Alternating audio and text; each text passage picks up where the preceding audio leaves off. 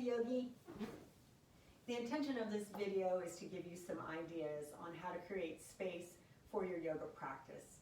Your yoga practice is your time for self-care and to truly go out and take care of others, be a light to others, you need to care for yourself.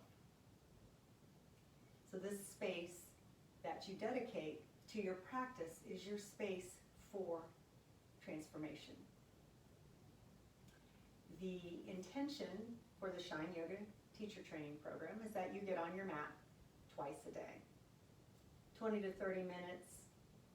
Sometimes it has to be less, sometimes it can be more.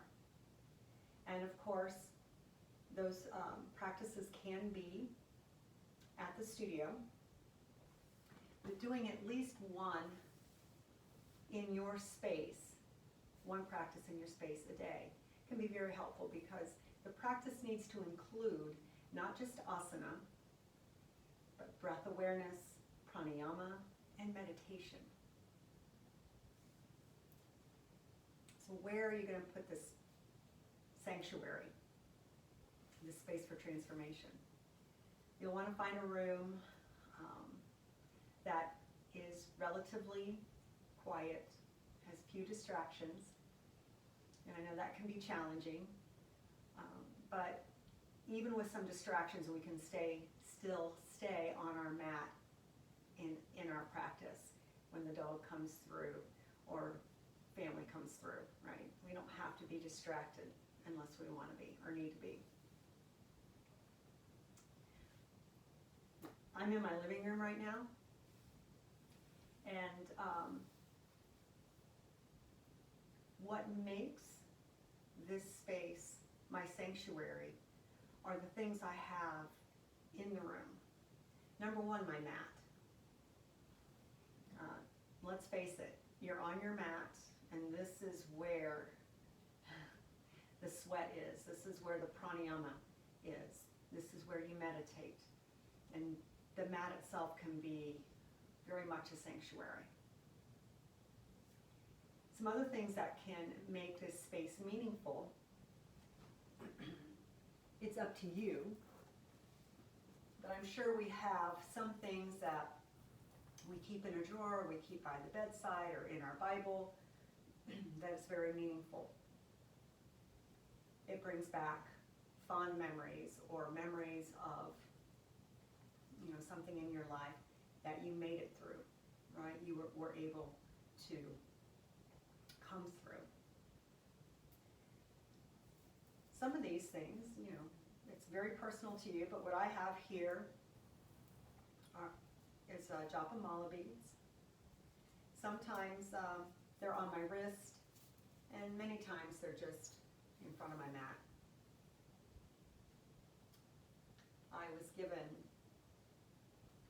a guardian angel stone when my mother passed, and so I always have this either on my mat or in my palm, especially when I'm meditating or in prayer. It just makes me feel connected. Some crystals, and really any trinket, anything. Now this is a bowl that was given to me, and it commemorates one of the teacher trainings that I did. So it's very special to me. And these are just things that, when I'm down, kind of grounds me, brings me into the present moment.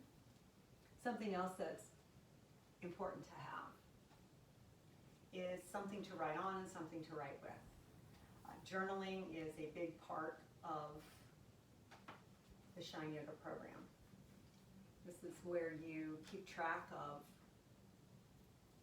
what was stirred up by your practice, what's come to mind, what is it that you just can't seem to get rid of as far as a thought or a feeling or a belief, and it's not serving you. So it's where you can do your self-study. I have many of these, and it was very interesting. I found an older one, and I was going through it, and there's just a couple of things that just keep coming up. They're in my newer journals as well. So anything that, makes you feel comfortable, feel supported and grounded. And then when we talk about the practice, there's pranayama, so we usually sit with that. Meditation, we usually sit with that. You'll probably want some props. And I have a few ideas for you. So when we sit in meditation or for breath work, right now I've been sitting on my legs and it's just been a couple minutes and I'm okay. But typically we're in pranayama meditation longer than just a couple minutes. So we would want, I'm sitting on my legs, but I don't know how long my knees and ankles would be happy in this position. You can offset some of the weight by sitting on a block.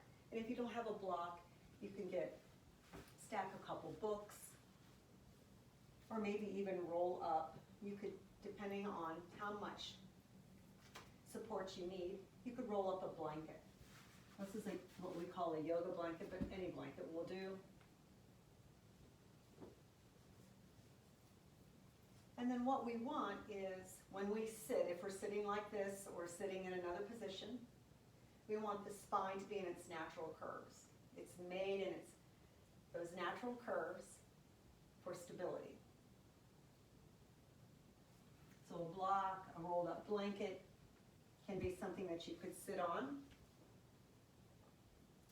You can also sit cross-legged and elevate your hips. So when we sit cross-legged, we want to have the knees below the hips. And just this little bit, this thickness of this rolled up blanket, gave me a little bit of a lift. And then maybe you can see that my knees are now below my hips. And the spine has the ability to be long in its natural curve. We don't always have to sit with our legs crossed though, only if your knees are happy with that. So being in my living room, I also occasionally use a living room pillow to sit on. And I put this at an angle. It's a little cushier, it gets me up a little higher than the blanket. And it's, I guess, a little firmer too. The spine is the leading distraction in meditation. So we could, be sitting for a minute and the spine starts to shift. And when we become distracted, the meditation goes to where the mind is, and the mind's thinking, oh, my low back feels tired, or my shoulders are uncomfortable. So some things that we can do to support the spine is we can back it up to a wall. We could actually just sit back against the wall with the props that we need to elevate our hips.